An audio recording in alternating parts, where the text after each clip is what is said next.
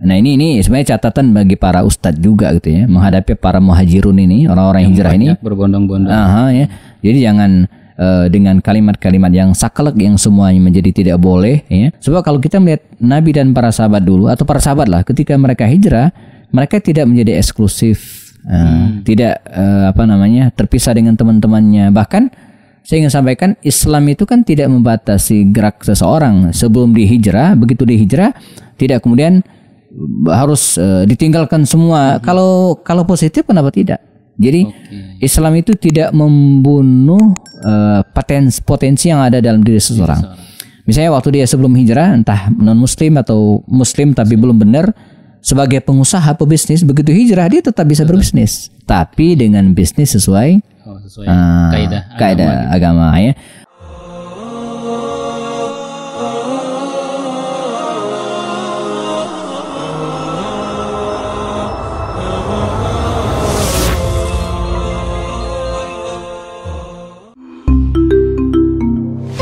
Kupas lewat obrolan santai.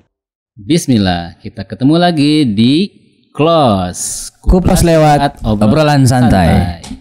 Alhamdulillah ketemu lagi Ustaz. Yep. Masih di Ramadan. Belum lewat. Belum selesai. Alhamdulillah.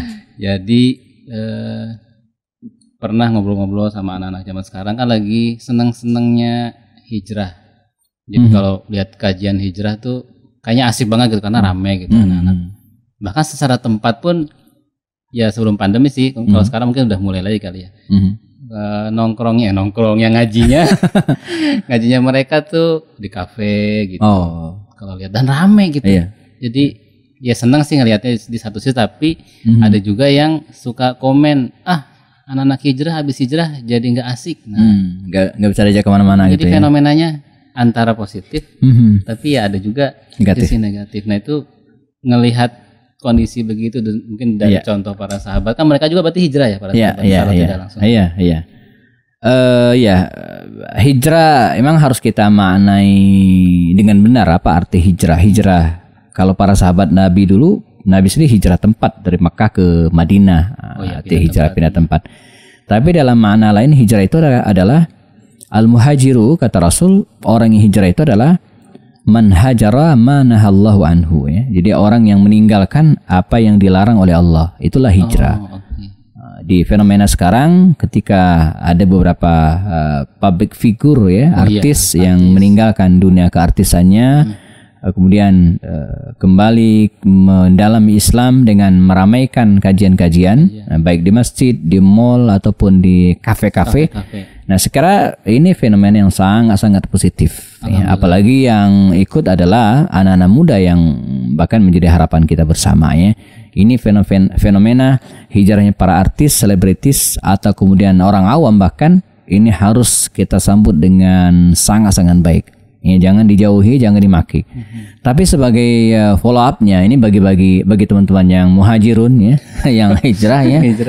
Ya hijrahnya harus benar ya. Jadi pertama, hijrah itu artinya meninggalkan yang dilarang Allah ya, dan mulai melakukan apa yang diperintahkan dan mendalami ajarannya. Nah, jadi kita perdalam wawasan keislaman kita dengan mengikuti kajian-kajian tadi itu. Dan pada saat yang sama ya, harus bisa memilih gitu ya, mana yang bisa diikuti dan mana juga yang tidak ya, dengan proporsional dan cara-cara yang moderat. Apa maksudnya? Barangkali karena ketidaktahuan ya. Nah ini sebenarnya catatan bagi para ustadz juga gitu ya, menghadapi para muhajirun ini, orang-orang hijrah ini berbondong-bondong.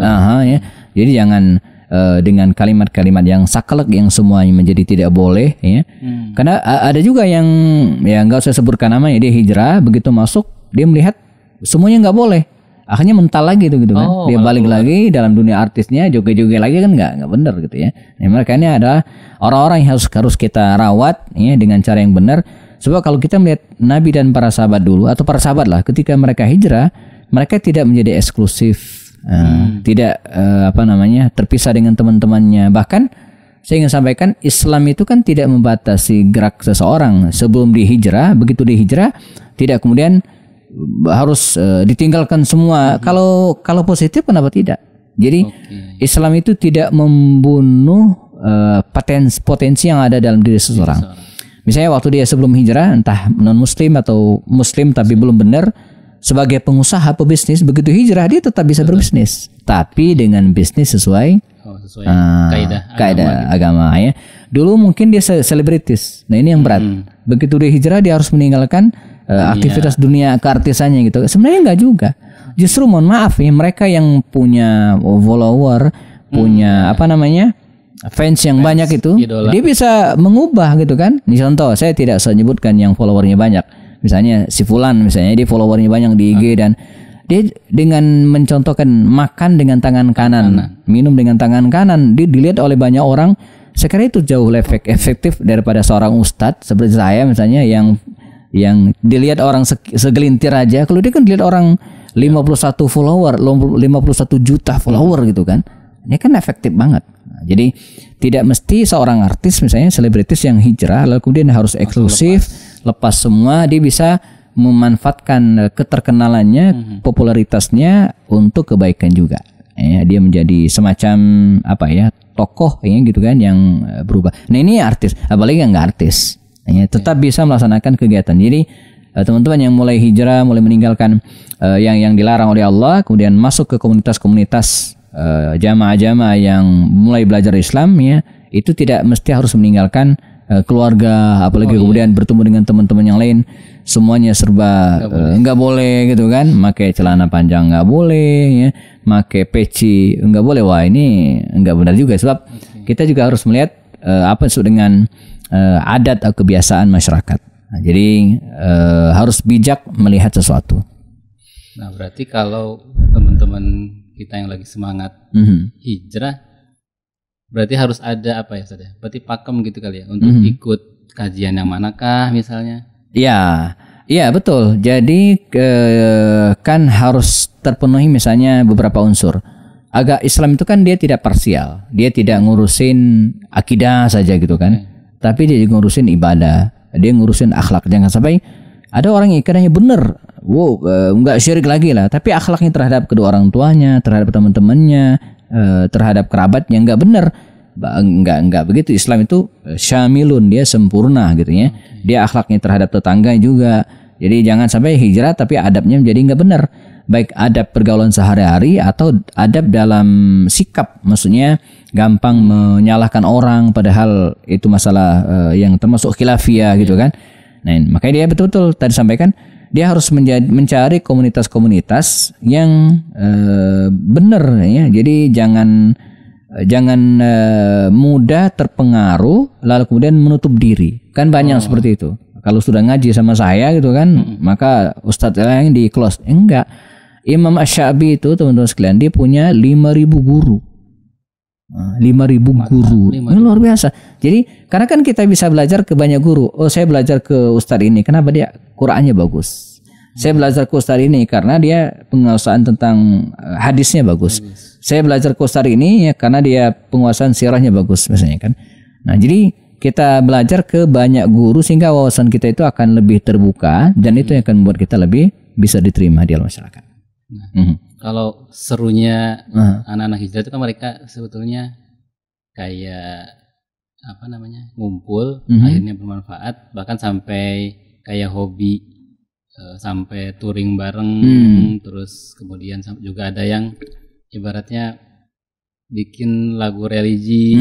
Nah, ini kan beberapa suka ada yang jadi mencela gitu karena udah hijrah tapi masih kayak gitu-gitu sih. Iya. Nah sebenarnya menghadapi ya ibaratnya pembicaraan orang lain yang begitu tuh, buat anak-anak hijrah nih terutama harusnya ngerasa diri salah atau malah gimana gitu mereka sikapnya. Jadi itu sarana ya. Jadi dalam berdakwah itu emang kalau kita bicara tentang dakwah, ini konteksnya bicara sesuatu yang sangat-sangat fleksibel ya.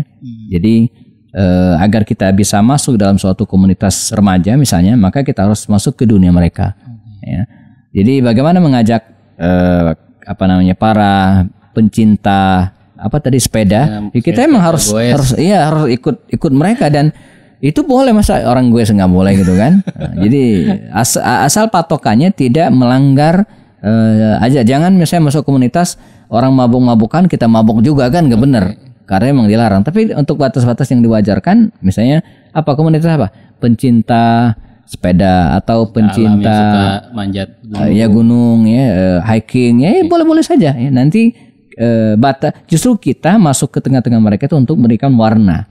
Ya, memberikan warna ke mereka. Misalnya sepeda nanti ujungnya di Masjid Anu, kemudian sholat bersama misalnya kan, atau hiking ya, di situ kita belajar banyak hal tentang tata cara sholat ketika dalam perjalanan. Jadi banyak hal yang bisa kita lakukan dan masuk ke dalam komunitas-komunitas seperti itu ya, tanpa kita harus larut dalam kegiatan mereka. Artinya larut untuk hal-hal yang tidak dibolehkan gitu ya. Jadi jangan sampai juga mabuk juga, judi juga, itu jelas nasnya dan nggak boleh. Jadi secara nggak langsung sebenarnya anak hijrah tuh nggak mesti nguplek tentang ibadah gitu ya Ustaz ya sebenarnya. Enggak, itu pintu masuk. Ya, jadi pintu masuknya begitu mereka sudah tertarik.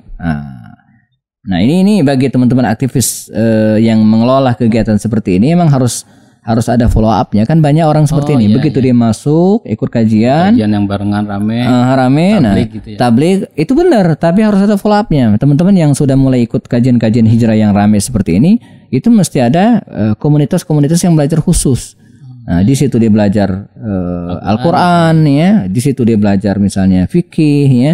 Sebab kajian-kajian sifatnya tabligh akbar itu kan umum banget gitu ya. Jadi bisa ngomong apa aja dan nggak fokus. Tapi dengan kelompok-kelompok pengajian-kajian terbatas yang sifatnya rutin, bisa pekanan atau misalnya bulanan minimal, maka dia akan bisa diarahkan insya Allah. Oke, jadi buat teman-teman yang punya punya pengalaman gitu gara-gara hijrah misalnya dianggap nggak asik, ternyata harusnya tetap asik. Tetap asik dan gitu. Ya, jadi setelah hijrah itu tetap asik. Dan ya jangan sampai jadi musuhan dan jadi aneh sendiri. Termasuk juga masalah pakaian gitu kan. Bahkan pakaian itu kita harus menyesuaikan dengan di mana kita tinggal. Imam Ahmad bin Hanbal itu pernah menegur salah seorang muridnya ketika mereka pergi ke Baghdad, nginap gitu kan. Begitu keluar, muridnya ini menggunakan pakaian yang beda. Kata Imam Ahmad, pulang ganti ke pakaianmu. Karena yang kau pakai itu adalah pakaian penduduk Mekah. Sekarang kita berada di Baghdad. Jadi kan menyesuaikan agar tidak jadi omongan orang. Aku aneh sendiri. Saya 2 atau 3 tahun lalu kan pernah diundang ke Tokyo, Jepang. Saya main gampang-gampang aja. Koper yang saya biasa pakai umroh itu saya bawa dan isinya pakaian-pakaian umroh. Di situ ada jubah. Begitu saya ke sana nggak kepake. Sebab kalau saya ke Mekah pakaian saya jubah tapi kalau Tokyo nggak bisa. Masa kita keliling Tokyo pakai jubah itu mau ngotot seperti itu? Enggak, kita akan jadi ketahuan orang dan akan menjadi bahan fitnah. Ya, jadi ini yang disebut dengan memperhatikan kearifan lokal. Ini penting juga ya di mana kita berada. Kalau kita berada di Indonesia, berada di kampung kita, tapi rambunya tetap ini sesuai dengan Islam. Jangan sampai pergi ke Papua pakai koteka doang ya, dengan alasan kearifan lokal. Nah, ini bukan kearifan lokal, ini namanya kemaksiatan lokal.